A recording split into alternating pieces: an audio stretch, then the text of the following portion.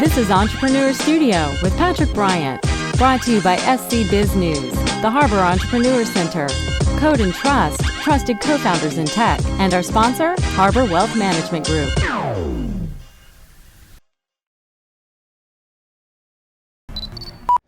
Today we are here with Ryan Fiorini, one of my good buddies. We were in a forum group together for years and years, and I've so admired and enjoyed being part of watching your career as you've moved from different medical startups. Today you've got a device in your hands that you're currently working on, BlinkTBI. Tell us what that is. So this is our Generation 4 device. And what BlinkTBI uses is we have a CO2 cartridge, and you put this on your face. It looks like a virtual reality headset. And inside, it puffs a little bit of air on the corner of your eye, and it causes your blink reflex. So it's a natural reflex to keep things out of your eye. It will happen every time. Every single human being will blink.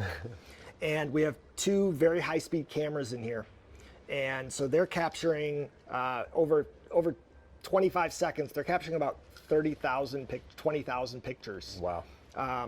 And high-res pictures. Incredibly fast. Yeah. It then goes in, and then it's tracking the eyelids. So it's seeing how long does it take, once the puff hits, how long does it take for your brain to close the eye? My dream is to see this device on Monday Night Football going into the blue tent and watching somebody get tested and it say they're fine or no, they need to come out.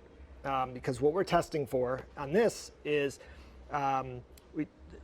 we're testing the blink reflex, but all of our studies are looking at concussions, diagnosing concussions, diagnosing Parkinson's disease, Alzheimer's, dementia, migraine headaches, dry eye, ADHD.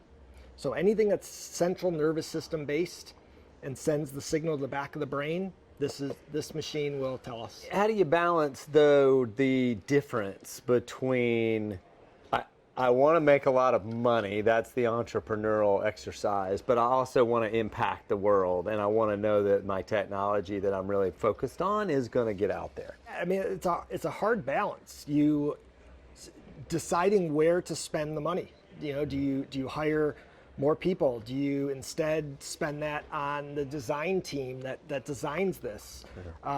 It's a hard process, and then also I think the hardest thing is, when do you exit?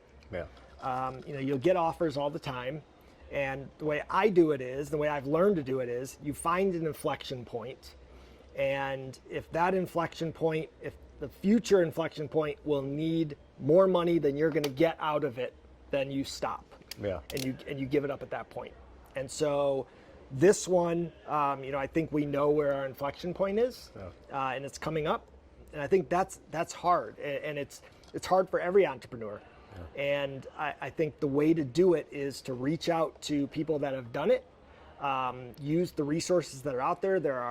There's tons of data on what similar companies do, almost like a comp when you buy a house. Sure. Thanks for sharing. Thank you.